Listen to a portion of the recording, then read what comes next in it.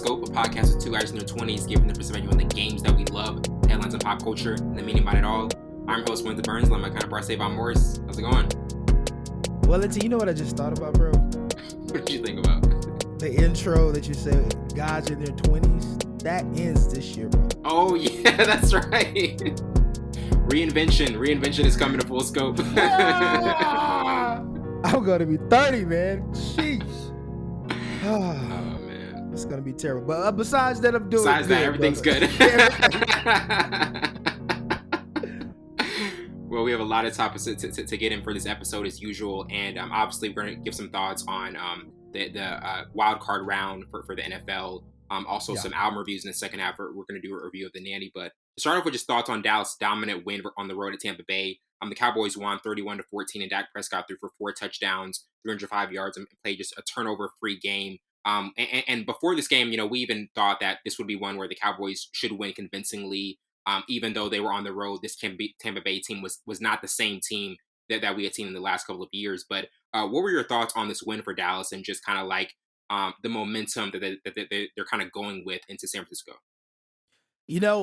I think that was the biggest thing, the biggest takeaway, what we talked about prior to this game playing. We said Dak Prescott cannot make mistakes. He can't turn over the football. He had an interception every game for the past, I think, 6 to 8 weeks. He didn't have a turnover. He had 4 touchdowns. As you mentioned, the running game still not as potent as I wanted it to be. But Dak Prescott played a perfect game, and he got the job done for his team. So kudos to him. But these point extras, these extra point kicks, man, they will bite you later down in the road. So they got to fix that. 3 straight, which is unheard of. Even threw his helmet. Dak threw his helmet down after like the third one. He was like, "Look, come on, man. Hey, we're about to go to San Francisco." Dak, you don't need to throw your helmet at anything. You should be in support of all your teammates, brother. Because all the mishaps you've had this year and what they've been trying to invest and believe in you these past couple of years after your injuries and throwing interceptions and all this other stuff. So you don't need to say anything. My microphone doesn't want to stay still. So I'm just, ladies and gentlemen, just trying to rotating it. But and what I feared the most, and I don't think it was Brian Leftwich play calling ability. I think Tom Brady is at that stage of his career where he can't do certain things like he did in the past. And you say, what's the difference from, the 2020 and even in 2021 year where they went to, offensive line is one. Worse has allowed a couple sacks more than he normally has. The other 4 has been just stagnantly awful. And that's why they've been getting cussed out on the sidelines. And then you have Julio, scoring a touchdown, but those wide receiver connections that they used to have, the running game is another one that is non-existent. Those things play a role in helping the quarterback. Nobody helped Tom Brady in that game. Yeah, they trail most of the first half, came back and scored 2 touchdowns, wasn't enough. I don't think firing Brian Leftwich, the offensive coordinator for the past 4 years, who won a Super Bowl who went to the playoffs. It's a couple of things. I don't think firing him was the answer. But I do think nobody helped Tom Brady in that game. Nobody. At all. And I mean, like, when you look at, because obviously there's going to be, just like we talked about with Aaron Rodgers last week, speculation about like what's the next move for them. What do you think about like the possibilities for what Brady's going to decide to do? Because there has been rumors of, possibly going to Miami. That the Jets have been mentioned as one, even the Raiders. But what do you kind of think is the next fit for Brady? Because it obviously is one of those things where he has to have a solid offensive line and a team that's kind of like already set in place to make a run. Because he was, he's throwing quick passes, but the passes, how quick he was throwing the passes against Dallas showed he does not want to be hit anymore. He can't take it, and that was definitely clearly a sign in that one. Yes, and for those 2 teams you mentioned. And what you said before about the offensive line, Miami has one of the worst offensive line in the past 4 to 5 years, right?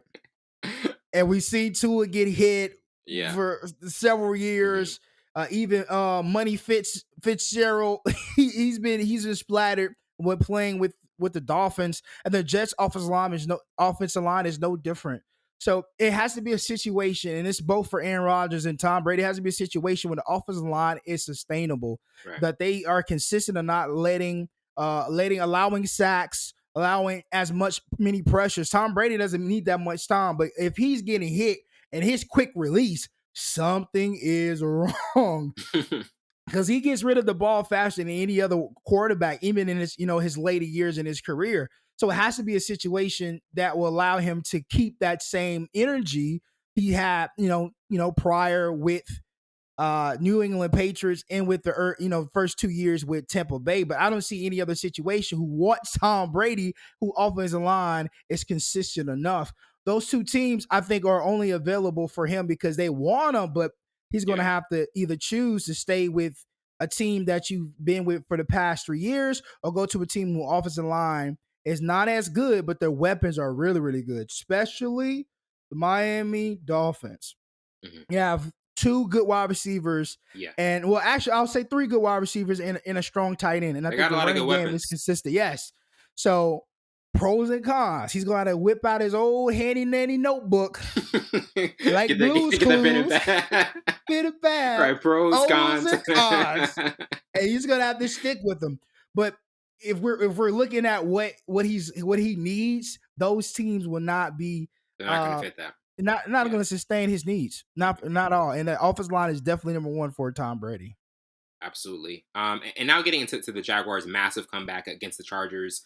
Jacksonville won 31-30 after being down 27, and Trevor Lawrence went from throwing 4 interceptions in the first half to finishing 28 of 47 and 288 yards. And this is the type of game where many people have mentioned that it really was like a tale of two halves. Everything Yeah. went wrong for Jacksonville in the first half, and the Yes. second half they completely flipped the switch, and just Trevor Lawrence was so potent in that second half. But Yes. what are your thoughts on this comeback? Because like obviously, whenever there's a comeback like this, there's the question of was it more so of the team that came back or the team that blew the lead? But what were some of your initial thoughts on this? I think it's so funny that the Chargers were so finely tuned in the first half, Yeah, creating turnovers. Trevor Lawrence looked like he didn't know where he was. Justin Herbert was doing his due justice. Running game was working. Defense looked really, really good. And yeah, then the second half, it flipped like a coin. I think the biggest thing for the Chargers was their defense broke down. Joey Bosa, right? mm, I think it's Joey. Yeah, it's Joey. Nick is the other Joe, yeah, brother. Nick is at San 49ers. But Francisco. Joey Bosa, it was a big play, fourth down, created a turnover. Joey Bosa is offsides. Those things right there changed the whole outlook of the game. Yeah, The secondary didn't look as poised as they weren't throwing any different plays out. It was still the same plays. It was just broken coverage, miscommunication, and Jacksonville capitalized on the miscommunication of the defense, especially that secondary. So hats off to them for not quitting. It is not how you start, it's how you finish. That's always been circulated through sports. But in football, it hits a bit different. And mm, we see that all the time when teams come back. And they didn't adjust. I think Peyton Manning kind of debunked that. There was no adjustments at halftime. We drink Gatorade, eat oranges, and use the bathroom and get on the field.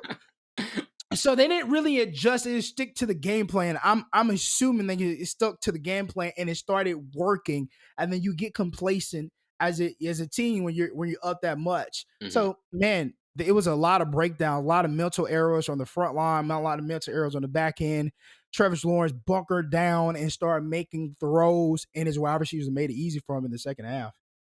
yeah, absolutely. I mean, it was a phenomenal comeback, and when you look at the also there's been the questions of the play calling from the Chargers and kind of the issues of breakdown and kind of picking the right plays late in Mhm. the games. Like, do you feel as though like that's another thing, kind of like the late game situations when a team is kind of like trying to figure out how do we close this game, but there's a Yeah. breakdown and like making the wrong play call and things just it is a Monday Monday morning quarterback thing where people can Yeah. easily criticize the coach, but he got a lot of flack for some of the play calling decisions he made late in that game. I do think he took the pedal off the gas a little bit and stopped calling more aggressive plays. He was Mm, more complacent and just trying to not. give up that lead. Right. But sometimes Yeah. you got to Playing not keep to lose. playing not to lose, not trying to make mistakes, not trying to put your third, your quarterback in situations where he has to, throw the ball. You get, down the distance, you get to 2nd and 10, 3rd and whatever. So they trying to call plays to make sure they don't get behind the whoa, On the 8 what? ball. Not even that, behind the sticks, man, because you get down the distance, and when you get to 3rd and 10, 3rd and 12, 3rd and 13, those plays are hard. And now you have to put your quarterback in situations to make a play, and most times quarterbacks, force the ball. So for them to that play call, and I think did play a role in them, being the defense in charge is coming back. Now we don't have to really blitz as much. We can stay in zone coverage. We can stack the box because we know you're going to run a little more. Your running game is not working, so now you can put the ball in Justin Herbert's hand. Now we could blitz on 3rd down. Now we know what you're doing. Now we can come back, and our offense can capitalize on good field advantage. So I think play calling definitely played a role in them, losing that. Oh man, 31-30, man, that's a tough loss. That's a When tough you think loss. 3 interceptions. Yeah, you think the game is secure. You really think the game is secure. And that just it's like how methodically it happens. Because after they made it 30-21, I was like, okay, this is a completely different game. It's happened so slow. Like you get one touchdown, another one, then before you know it, it's a tied game. So I mean, like that element of it is just something that I think was so astounding with the outcome. But in terms of the other wild card games, we had the Cincinnati Baltimore one that went down to the wire. Oh man, whoa, that was a really good one. Yeah, also Miami Buffalo. Miami really pushed Buffalo, but they were able to squeak out with a win. The Giants win. Were there any games that or maybe one in particular that kind of stood out to you in terms of the outcome? Oh man, all of them, man. To be honest, with the Dolphins There's a and lot the of good Bills game, games. yeah, a lot of good games. I thought Josh Allen played a more solid football game, and it still came down to the wire. But I think he played a more poised game, which you're gonna need for the next round, the divisional playoff round. So I love how he played. That was my biggest thing for him. Can he play a mistake-free football game? Can he make the right decisions for his ball club? And he did. And moving to the Giants and the Vikings, man. Bro, Kirk Cousins, bro. Kirk Cousins. That's the thing you have to start out with. Like, there's nothing else you can start out with except for Kirk Cousins. Yeah, bro, he made 2 touchdowns. Okay, cool, but it's always the mixed feelings with Kirk Cousins. He's highs and lows. Highs and lows. Never consistent. Never ever consistent. Now you got the Giants, and I talked about this. If the Giants win the Super Bowl, I called it, bro. Yeah, I said you said this is how they come in the wild card. They don't have an amazing. They started off really good. Put up 14 points in the first quarter, and they've just been consistent every quarter after that, man. And they wanted it more.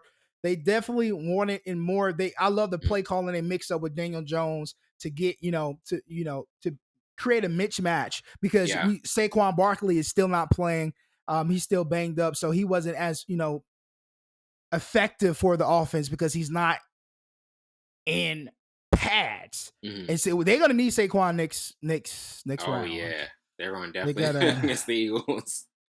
But Ravens and the Bengals was my favorite.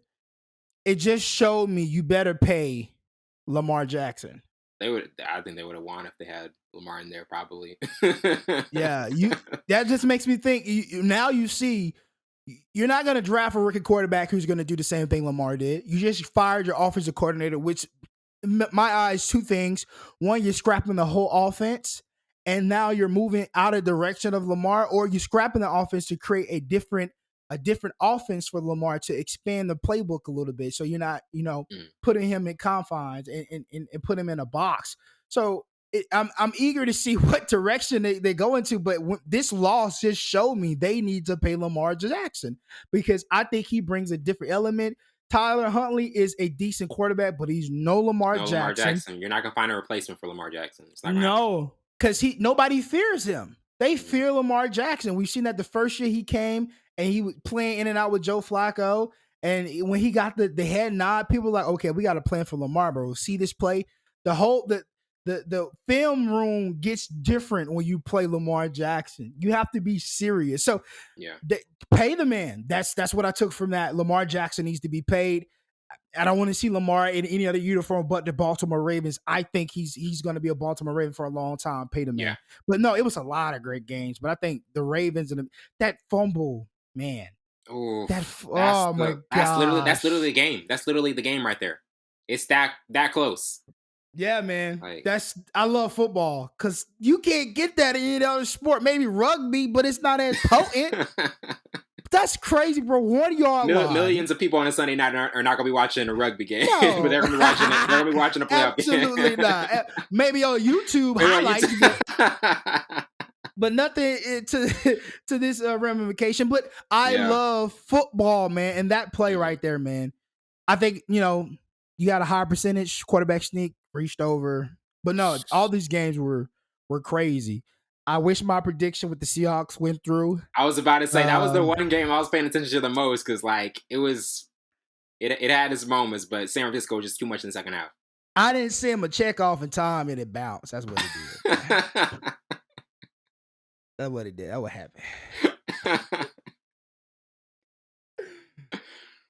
And now getting into with the divisional round, obviously there's a lot of intriguing matchups. And to me, like for the AFC, the Bills-Bengals one stands out a lot because obviously, like that was a game that obviously had a lot of emotional sentiment with the DeMar Hamlin situation, and now those teams actually facing each other in the postseason. I think it's going to be two really elite AFC teams, and you got Josh Allen going up against Joe Burrow, and I think those two quarterback how they play. And what they put out is going to really determine the outcome for that one. And then for the NFC, Giants Eagles. I mean, this is whenever you have a division type of game, it can, like we even saw with Miami Buffalo. Not a lot of people thought without their starting quarterback to Buffalo would kind of have much of a tough matchup with them, but it was very close. Miami was very familiar with them. So the Giants Eagles, I think that can be another really good one. But are there any like particular matchups that you kind of think for the divisional round might be like the most intriguing ones? Every last one of them, man. You look at the headlines for the Jaguars, they skip by, they come back from that point deficit, went by 1 point. Now they play the number one seed in AFC, who is a poised Super Bowl winning championship team in Patrick Mahomes. What Patrick Mahomes has done this year with that wide receiver core, and be able to still be number one in AFC and missing. A lot of people say he would not be the same without Tyreek Hill. It's not. I mean, Tyreek Hill played a role, but Patrick Mahomes is a great quarterback, and he's going to be a Hall of Fame quarterback in the making. But you have this young guy, you have this seasoned guy now, and can they get lucky again? Can he not go to Waffle House after winning the game and make sure his body is right? I think he's been listening to Chad Johnson too much, but he just went to Waffle House instead. It's crazy. But hopefully Trevor Lawrence can make, he's never lost on a from Saturday. This mistake. Never lost on a Saturday. What that is so, it's so funny how they have these like random, like, he's never lost on a Bro, they literally pull out the hat like, okay, which one we're going to fit today? These random statistics are so hilarious. Bro, they'll find anything. They'll seriously say it. They'll seriously say the pregame. He's never lost on a Saturday. He never lost on a Saturday. He never ties his shoes the same way. He's different, man. Like, they'll come up with a statistic. Craziness, bro. Shut up, please. But no, like, can you learn from your mistakes? You threw 4 interceptions in a wild card race and you still skimp by. Now you're in the division playoff. Now you're playing a dog in a team. Man. Not taking anything from the Chargers, but Chiefs are dogs. They've been there. A different team. And then the Eagles have been patiently waiting who they're going to play. Then they get a division rival. It's set up to be like this. Daniel Jones, first time in the division playoffs. Mm-hmm. Giants haven't been here for a while. Eagles, are made to go to the Super Bowl this year, it seems. So the headlines there, and I'm just so excited for Jalen Hurts to continue to silence haters and to be the quarterback he was always destined to be. And you like the Cowboys 49ers. I think this is the big one for me. Dak Prescott going against a third string quarterback who dudes play better than him the past 3-4 games. Yeah. So it's gonna be crazy. Running game is not working for Dallas. What can you stand out? Can Dak Prescott give you 3 tutties again and not make mistakes? Because this defense is really coming for him. They love playing quarterbacks like Dak Prescott, and it's going to be a field day for both teams, I think. But what are you going to rely if you're a Dallas Cowboys? Somebody has to step up. Is that if it's Dak? Is it Ezekiel? Is it Tony Pollard? I think Tony Pollard has to have a big game. I think he has to have a big game. Running game is going to have to be up at the top most. I think their offensive line is still good, but man, I don't understand. It scratches my head because Ezekiel Elliott coming out of Ohio State was the guy. His first 3 season, he was the guy. Then he just, he's not looking like that anymore. No. And then Bengals and Bills, man. Come on, man. Quarterbacks. I like these young quarterbacks. We always give Patrick Mahomes. I think this might go down as a classic. Talent. Yeah, I hope it does. This one guy has been to the Super Bowl already. One guy is wanting to get to the Super Bowl. And everybody's skipping to, Patrick Mahomes and Allen, the Bills going at it again for the AFC Championship. Don't forget Cincinnati. Cincinnati's been here. They were there last year. So here we go. So all 4 of these games, bro, are really, really good. I'm really excited about the division playoffs. Oh, yeah. I'm really excited for all 4 of these games, but I think the one that I'm really looking forward to, and I know I went through all of them, is the Cowboys and 49ers. Third string quarterback, man. This is what you live for. You know how many people got hurt so he could be here? 2. Not that many, but in football, that's a lot. That's a lot. Bro. That's a lot of people getting hurt, bro. And he's been balling. You picked against San Francisco last week. Are you going to do it again? No. I got San Francisco. No, San Francisco wins. I don't think Dak Prescott plays a good game. Typical Cowboys loss. Typical Cowboys loss. You know how Stephen A. says says just wait at the most inopportune moment. They'll disappoint you. Like, Stephen A. is such a troll. He always, every time a Cowboys loss happens, he immediately goes live streaming. Bro, it's so funny, bro. But I think, I don't go against 49ers. Brock Purdy, man, third string quarterback, he plays like beyond his years. Like he's in a Shanahan system. Like he plays like I've been here before. Like I've been like the last 5 years I've been in the postseason, and it's just like another routine matchup. Don't make mistakes. Game manager, give what the defense gives you. Christian McCaffrey is going to be the difference maker. He was that against the Seahawks. I mean, he's been like that since the Carolina Panthers, but I think he's finally getting to realize his capabilities in a more consistent environment, because we know the Panthers have been up and down. That's all he's missing. Yeah. And then you have a head coach who's like, okay, I'm gonna give you the ball, but I know there are going to be plays and opportunities that's going to be different than you had. It's mostly in the passing game and I know I'm going down the step, but with the Panthers, he ran through the tackle most of the time. He ran a lot, but this time we're going to conserve your football life, and we're going to, pass you, get y'all in the space, so you have to go through the tackles a lot. That's why we got Deebo Samuel. That's why we got Elijah Mitchell. That's why we got Jordan Mason. We got guys like that who could go through the tackle, but he's the difference maker. He's the impact player. I can't go against the 49ers again. I think 49ers are going to handle Dallas and Prescott easily. Yeah, definitely. And now getting into our first album review with Skyzoo and the other guys, The Mind of a Saint. In his 11th studio album, produced entirely by the other guys, it delves into the innermost thoughts of Franklin Saint, the lead character in Snowfall. And Skyzoo's masterful writing kind of accurately captures the thoughts and experiences Franklin is experiencing. But what were your thoughts on this album and this project? Because we reviewed Skyzoo's project before this one, and obviously he's very authentic in terms of the writing that he does, the instrumentation. Has a very vintage hip hop feel to it. But what were some of your initial takeaways on it, and what you kind of felt from it? Another solid project, bro. One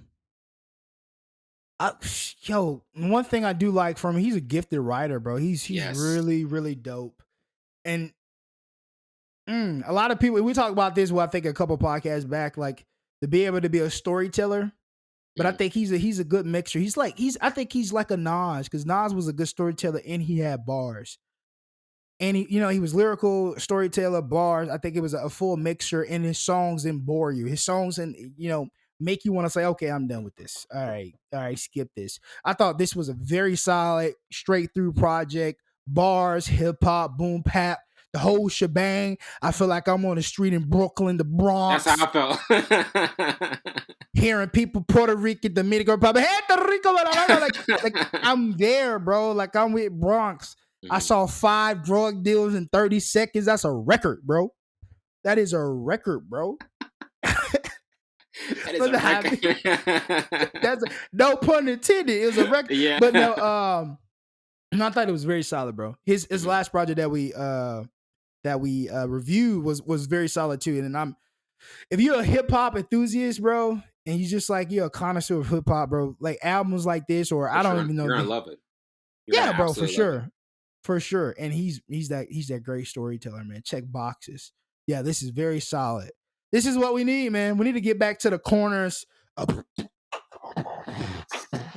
the corner, people just rapping, bro. That's what hip hop started. That's the culture. It's like it's albums like this that take you back to that, because I feel as though not saying that, you know, we're completely void of talented artists in hip hop, but there isn't that consistent feel of just like what hip hop was originally intended to be. Like, do you feel as though when you hear albums like this, do you feel as though there's a possibility that there are more artists underground that we possibly haven't heard from that want to bring this back, but just kind of haven't gotten the critical acclaim or maybe the shine light or the spotlight that other artists get?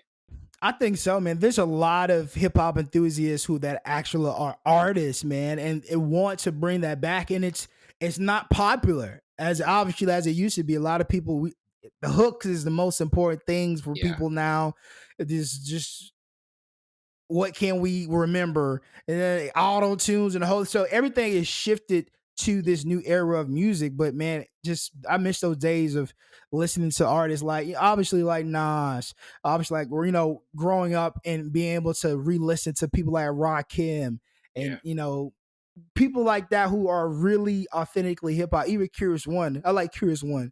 He's more of a conscious rapper, but he's dope nonetheless. So like guys like that who paved the way for rappers to rap on auto tunes is really dope, and I'm one of those guys who rap. Not all the time. It sounds good. I don't know. You're like, I mean, I may be a part of that as well. I'm changing here shortly. So so I want to get back to that boom bap, that real authentic hip hop. Doesn't matter who likes it or not, but if you really love the foundation, bro, this is what you do. So and I like his name. His name is really dope. Skyzoo, man. That's an interest in the other guys. The other, I love that too. I love how we have a name. Roughing it, the Temptations. That's crazy. And now get into our next project. This was re-released last Friday. Declaime and Madlib's In the Beginning, Volume 3. I'm in this 14th full-length album from Declaime. The production is so varied, whether it's from jazz, funk, or soul, and there's just so much lyrical prowess throughout. Over as we even mentioned in the last project, heavy boom bap beats, and it had another vintage hip hop feel to it. And this really does feel like the instrumentation, the instrumentals in it are just beats that I think so many artists would want to use. It has so much variety in it, and I think it definitely has that type of just consistent grimy nature at its core in so many tracks. But what did you kind of think about this project and what was put out throughout it? Yeah, this was really dope. You could tell by the cover art that it's gonna be originally old school rap. Yeah. Authentic hip hop, as we keep saying, reiterating. And you gotta appreciate this type of music. This is like a capsule for me, because we don't get this on the regular. So when things like this come out, and we already know it's been out, so I guess they remastered it. Remastered. So now it makes me want to like go listen to the old, like what did you tweak? That catalog, what did you tweak? What did you change? Like why did you change it? Yeah. Did you what's the reason behind remastering and resending it out? Do you want the new stream number so you can get paid from it and get but no, I thought this was once again authentically hip hop, really dope, lyrical.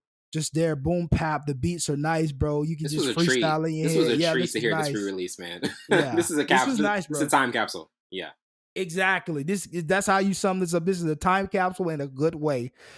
You know, we're not just throwing away old things. These are gems. Hmm. These are things that need to be preserved. Hip hop needs to be preserved, and these artists are continuing to put it out so that we can preserve the real foundation of hip hop. Yeah, definitely, man. And I mean, like that really is the thing because whenever something is re-released, like I feel as though it should have a long-lasting purpose. It should be something like, hey, like this was a classic, and we want to even like enhance it for younger listeners. Because if there are listeners out there that haven't heard projects like this, like what would you recommend in terms of like why they should go listen to something like this and why it's just so important if you really appreciate hip hop? You need to learn the fundamentals of hip hop before you be able to just get out and rap. You got to know what the history of it, where it came from, why it derived, Yeah. the transition from each decade to the new decade. How Mhm. did it start in the 70s? A lot of people said it started in the 50s with this acapella R&B group because it was rapping on Westcom, and then they say Grandmaster for all these guys and Yeah. Rakim kind of made it cool, and Curious One did this, and Hmm. all this Slick Rick. So knowing these different variations of hip hop, now we get to this point of singing, rapping, and more melodies, more than So you need to know the foundation, the history of hip hop, so you can put your own twist to it. How can you make hip hop different? How can you sustain hip hop in its own self? How can you do Yeah, these things as an artist? A lot of people don't do this. Just get in and think I'm gonna like. But if you really study the game, bro, these man. they paved the way, bro. Gems. So I love hip hop. I love rap, MCing a whole shebang. Like these DJs were the original MCs because they was on the microphone. You had to do both, and then be able to rap. Like it's just a lot of man. So It's a much lot that goes nuance. into Yeah, so much a lot nuance. of that goes into hip hop, man, and a lot of people don't appreciate it enough. Hmm. It's not about getting famous. They didn't do it to become famous. They did it because that was their voice. Even NWA, that was their voice. Like Oh yeah, that's a part of hip hop. So, anywho, I digress. yeah. Hip hop royalty. They're definitely another album. Exactly. That's a part of that lineage. And now getting into Logic's new single "Wake Up" featuring Lucy Rose and the first lead single off of his upcoming album February College Park. This is a very well-rounded one, which was introspective and emotional, kind of getting more revealing in the process. What were your thoughts on a single that I mean, this is very for a first lead single, it is one that's has the focus of being more introspective. And what do you kind of feel as though is his intention having this lead single to be the one for his upcoming project? Boo. Boo. Stay retired. Come on, Logic. You keep giving like, bro, no, bro. Stay retired. What are you doing? If you're gonna come back, bro, we've heard this from you already. We've heard this from you. If you're gonna come back in retirement, if you're gonna give this whole spiel about your family and all this stuff that we come to love from you, and then you say you're gonna step away and you're gonna retire, if you're gonna come back, you better give us something different. Yeah, You better be singing. that's why Joe Budden hates him. Oh, I can't wait to see if they one of the homies bring this up. Logic's come up with an Oh, that's album. gonna be so funny. That's what he's gonna He's do. gonna go on Bro. a whole rant. A whole rant for 30 minutes. That's the podcast, bro. Forget all the other topics. Forget everything else. And I think Logic is a good rapper, bro. Yeah, I think he's a hip hop enthusiast, bro. I think that's why I like him, because he could tap in those different uh the different ranges of hip hop and music, bro. Mm. I love how it's in his concepts, bro. I love him, especially when he was on the he was on the. It was like he was in a spaceship and trying to find a new world. Please come on, let me find it before. Oh, the Incredible True Story, bro. That is my favorite album of his. Everybody, I like that one too, but I go back and listen to the Incredible True Story, and then Bobby Tarantino, I like that too. Bobby Like all Tarantino his is really early good. stuff, yeah. Yes. But The incredible true story about how, like, bro, it was so dope in the music. Bro, man. Yeah, we got to do that one. Fade away. Fade away. Bro, he was locked Bro, in. it's He was locked in, bro. in. That's what I know. So we've heard this stuff from you. So if you're gonna come out of retirement, bro, you gotta give us something different. And this track was not a single. That's what I'm saying. That wasn't a single track. I'm like, okay, that's just an album song, man. Like you can't Bro, put out something like what? And we're big on this. If yeah, bro, this was not a single song. Mm-hmm. Not to me. Yeah. And obviously not to you too. So if there's one thing this podcast will always clarify is what's a single and what is not a single. and that was definitely not it. Definitely not it, bro. So let's a couple people listen to this one before you say, "Oh yeah, I'm gonna drop this one first." I'm gonna drop this one a month before. And now getting into Party Next Door's latest track, Her Old Friends, and this was a slower type track produced by OG Parker and G Rye. He tries to kind of get back in the lane of old school R&B smoothness, passionate vocals, and blunt lyrics. But obviously, like it's been a long time since we've heard a song from Party Next Door. What were your thoughts on this one, and what he possibly might be coming out with next? I thought this was not a single song. Bro, what are we doing here? This is not a single song, bro. This was not a single song. This was an album. This song needs to feed into something else, latch on to something. And then the auto tunes on this was kind of weird. This was a weird song, bro. Party.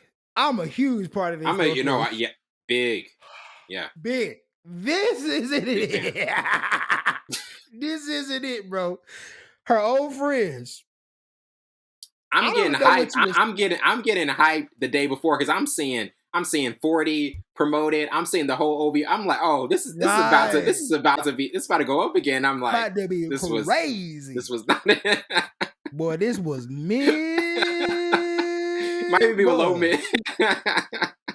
Bro, y'all from Toronto, y'all up there, but this was mid. Come on, man. Boy, what is going on here? If you driving from Toronto, we expected some heat. Don't say nothing to me, boy. Nigga, like no, man. This was not a single song. I really didn't like it at all.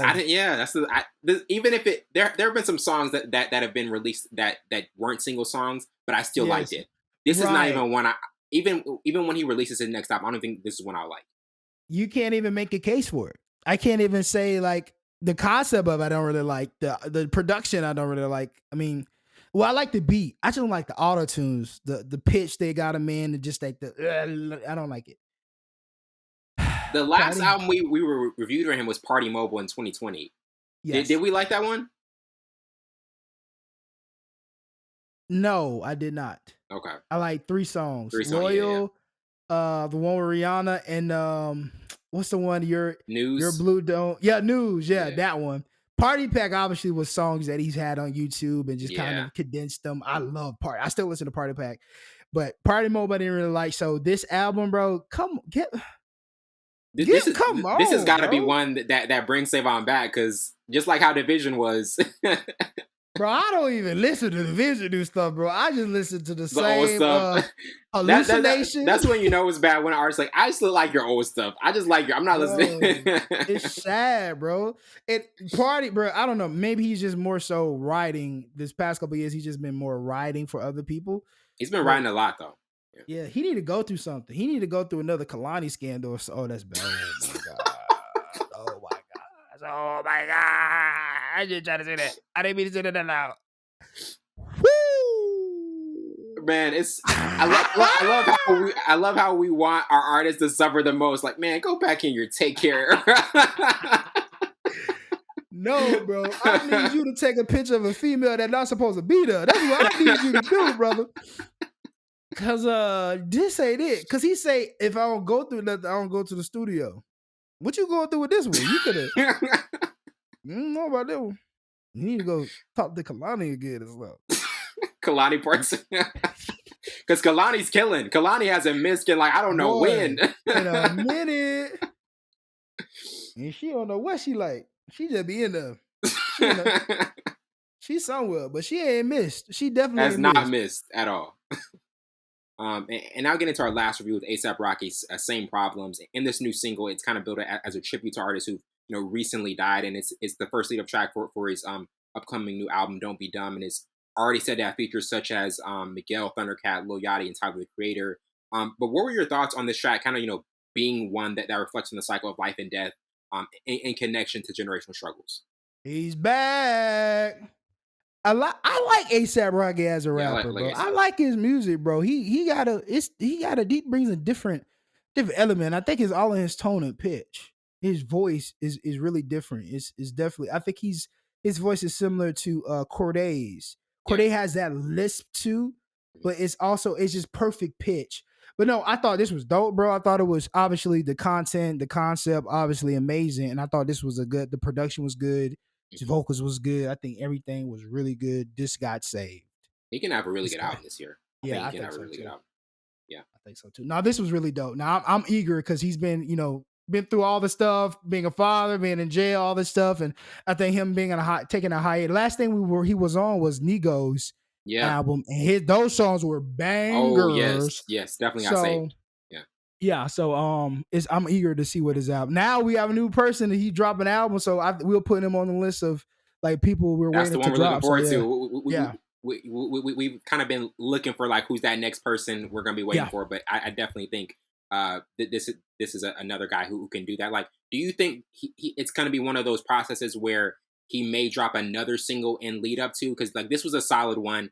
But do you Yeah. think he possibly needs another one kind of before he kind of gets into that full album mode?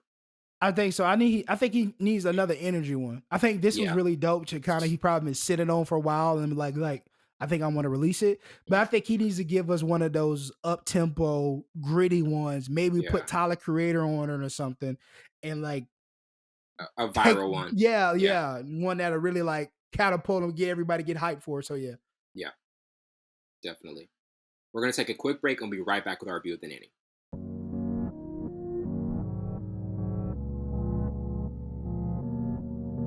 Welcome back to the show, and now we're getting to a review of The Nanny. To start the overview, Nanny is a 2022 horror film written and directed by Nikyatu Jusu, and her feature director debut. It stars Anna Diop, Michelle Monaghan, Sinqua Walls, and Morgan Spector. Jason Blum serves as an executive producer through this Blumhouse television banner. The film follows Aisha, an illegal immigrant in New York City, who hopes her new job as a nanny will help bring her young son to the United States. But when a violent presence begins to invade both her dreams and reality, it threatens to destroy everything she's fought for. This film also had a 90% rating on Rotten Tomatoes, also won an award at Sundance Film Festival. But what were your initial thoughts on this film and how Anna Diop's strong central performance kind of, led it very well? At first it started as like, the normal, immigrant comes over, try to work. What's the job that most immigrants get? Yeah, women immigrants, it doesn't Yeah. matter where you're from, nannies, right? Taking care of other people's kids while you leave your kids, in the country because you're trying to make a better living. But then it turns into something that's crazy. Man, but I like it though. I thought it was a good film. Yeah. The one thing we'll get to that when we talk about that. But I do think her performance really. Why is it lagging? I think I'm lagging, Wellington. Yep, Nah, you're still current. Okay, because it's still like loading. But anyway, I'm sorry. But I thought it was a good film. I really thought that her performance was really, really good to be able to bring that, element out of like we all see the storyline immigrant comes, but it was a bit different. I think it was like her performance was on steroids a little bit. But no, I thought it was good. I thought it was a good movie. I thought first glance I thought it was a good movie. But it kind of it ended weird. The ending was I can't fast forward to that yet. Right. But I was I mean, trying to go ahead. Yeah, but I mean, but this is one of those movies where it feels like the performance of the main actress Anna Diop like is something that kind of elevates it more. Like, do you feel as though it's one of those things where obviously like it had a good idea, a good central theme to it, but her performance kind of elevated to higher heights in terms of the critical acclaim it's getting. Yeah, and on top of that, bro, I think the supporting cast was pretty good too. I won't take anything from them, but her, yeah, like you said, her performance really kind of enhanced the character. Is bringing that mother nature side of it, that Mhm. romantic side because she falls in love with the front desk clerk, and it was just typical stuff. And Yeah, then you find out more. Her character continues to build, and you find more about her, and she's a savage. She's definitely savvy, and she'll do anything necessary for family. So, like you unravel more and more about the character as it go, and I think she did a really good job of making the character her own and bringing different elements out of that character when it was on paper, but on the screen. yeah, definitely. And now getting to our first topic, from 1 to 4 stars, what would you give it? I would give it 3 because I feel as though this was a film that kind of intricately weaved a tale that may be similar to other films, but not in its main character or her culture's beliefs, and the movie kind of communicates that in a very visceral way. But Yeah. from 1 to 4 stars, what would be your particular rating? I'll give it 3.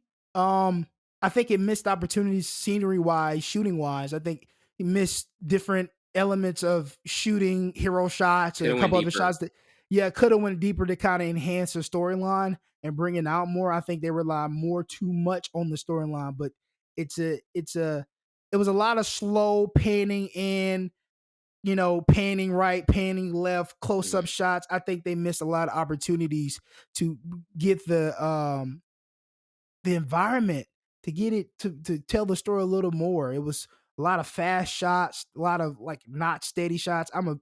You I know how really we don't talked like. about the last Black Man in San Francisco a few episodes ago, how it captured Yes, the environment. bro. It like Oh my gosh, just what certain that movies was can do shot. that. Can do Yeah, that certain movies perfectly. can, and I think they relied too much on the storyline. Like Yeah. a lot of directors or first time directors and executive directors don't realize if the scenery tells the story as well. If you can be able to tell the story and then enhances the storyline, it makes your movie, strengthens your movie immediately. Mhm. But I think, yeah, they missed the opportunity to. I think if they would have did that, it would have been 4 stars. I think the storyline is good, but I Oh think they yeah. missed. I mean, it is a Prime Video, so it's not like, I mean, and then it was a private, went to the Sundance, so maybe they didn't have the resources. Mhm. But I think they missed the opportunity to be able to enhance the storyline with the scenery, the shooting, the different shots. Yeah, definitely. And now getting into our next topic, favorite character, I will go with Aisha because she definitely is like Yeah. one of the obviously the most important character in this one. Has a lot going on in terms of things changing, things switching up, her trying to figure out what's happening, and just trying to make sense of everything that's taking place. But to you overall, who would be your favorite character?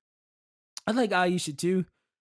Just she seems like she's jungling a lot and be able to go and have a clear mind at certain moments of the film that she had to have, because if she was erratic or you know succumb to her feelings for most of the scene, I think she wouldn't accomplish or did the things necessary to be able to maneuver with throughout the film. So I love the clear mindedness she had in certain moments. But yeah, she was a Rocky, trying to balance love, trying to get your kid back, your cousin's not answering the phone, like it's just, you have a good Yeah. job. It's like a up and down battle, Mhm. especially you leaving your son anyways, and you thinking everything's gonna be good. But no, I think she balanced everything in a nice light, even when it got chaotic. But I think her character is definitely the strong one. Yeah, absolutely. And now getting into most memorable scenes, I had the mirror scene, also the water nightmare. Yeah. Oh The yeah, that was a good one. Yeah, the nanny meeting Malik, also the spicy food scene where Amy has a problem with the food Aisha is making for her daughter, and then that ends up in a big argument.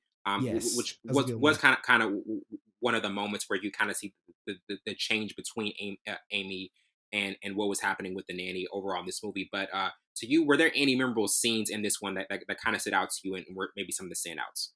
I think the one that obviously Wellington always picks the best ones, and then I went left with the scraps. But I do think the one that you at the tail end when she cooked the wrong meal, I think in that moment she realized where she was in the pecking order, and Yes. that she understood where she was, and that everything looks good, but then I'm working for somebody else. Like it's just like that realistic moment, like, oh my gosh, what's going on? Why am I here? What's the motive? Oh, Yeah. blah blah. Yeah, so I Your think eyes that finally was open up. Yeah. Yes, more realistic moment. Girl, you from another country, you an immigrant, you working for a white woman. What more do we need to say? Right. Like, yo, she employs you, she pays your bills. I mean, so Yeah. that I think that was more so her humble moment, humility moment, and just realizing where she is. So I Right. think that was a more powerful scene to kind of like understand her character a little more. Definitely. And now getting into most memorable quotes, I don't want you to feel overwhelmed. Also, jobs don't fall from the sky. Just work hard to keep it. I need to Mhm. bring him here. Do not ignore the signs. Spirits are trying to warn you. Also, I'm a mother too. And then finally, I wish I knew what was happening to me. Were there any particular quotes that you kind of felt as though were maybe the ones that kind of held a very significant meaning throughout this film? Once again, you pick all the good ones. The one that stood out, I wish I knew understood what everything was happening. I think Yeah, that was the solidified it. Yeah, biggest quote. Yeah, solidified it because man, some she knew, wild but stuff she was. didn't know. Yeah, she was going through everything. And then I do like the one that said, "I'm a mother too." Mhm. So I think that was the other. I think that She had to was speak up for herself throughout Amy. Was later it in the movie. Yeah, it's Amy. Yeah. Amy? Yeah, Amy said that. So I think kind of gave a different perspective on her character too. She wasn't all, you know, bad person. Mhm. That she understand the woes of being a mother. Yeah. And I mean, like the support with the supporting cast, like, was there any other character that you felt as though was maybe, obviously, like Aisha was the most important character, but Yeah. one that was another kind of central one or influential one, that played a part later in the movie. I think Malik allowed her Yeah. or gave her avenue to escape. Yeah. Right? He Love, was her you know, escape. yeah. Yeah, love makes you escape from reality sometimes and it can be like a dream state and just giving her what she's come from, being from an immigrant from and then leave her a child, have them to work, have them do certain things and then impromptu fall in love with the front desk guy. So it's just like, you know, he allowed her to escape. Mhm. But I think he was a good foundation for her, for the stint that they had together. But I Yeah. think his character was beneficial too. And like, oh, you know, love, even like even Heat, you know, we talked about her that character giving him an escape for a moment and he Mhm. realized And he then he was like, chose, I gotta go. I gotta make my move." yeah, right, I gotta do this is what I'm a man of my word. So I think those characters are always beneficial. Man, every time I rewatch she said, he says, we're good, we're leaving, and then he makes that turn, like like something just flips in him, like I gotta finish the job, I gotta finish the Gotta finish job. the job. And that's the pride. Just walk away, bro. Why are guys like? Why are we like that? I don't Is know, bro. everything Just good? Yeah, it's good, man. No, I gotta get it. I gotta, yeah. He wronged me, so I gotta go kill Exactly. him. I gotta put you in harm's way. I gotta go Ambulances. kill him. I'm telling you, I'm Exactly. gonna be right back. But ambulances, helicopters are all coming when I'm going. And then give you one final look like, I'm sorry. And then hightail it through Yo, some, that I don't is know cold where they blooded. were. That is Yeah. cold blooded. Had haystacks in the middle. Like, where these haystacks came from? But no. And now getting into what did you like the most about the storyline? To me, just it was very grounded, kind of in its approach to mental health and awareness. I mean, that was something that was kind of like keyed on in the movie, and Aisha was really kind of having to navigate throughout that, like what is happening to me, like how is my son, all of these different things that were kind of affecting like her job and the focus level that she could have with it. But to you, kind of like what particular element of this storyline did you like the most? Yo. I hate it, but I like it at the same time. I should have said this one of the scenes Mhm. when she finally gets the money to, you know, get the plane ticket and Yeah, she meets and the cousin is there and her son is not there and he drowned. man. She did all of this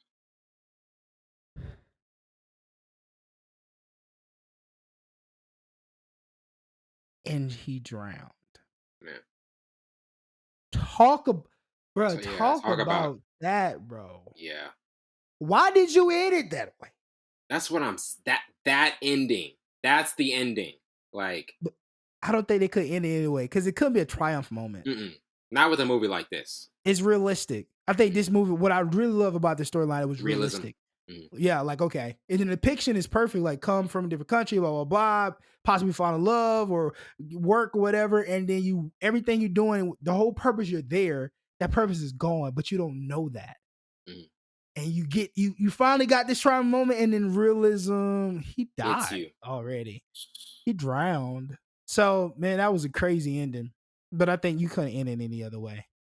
Storyline wise. Like, I mean, it's almost like the movie was always leading up to a tragic ending. It just from the jump, you knew like this was going to have a tragic kind of ending that was going to make you wonder why did they have to do it like this.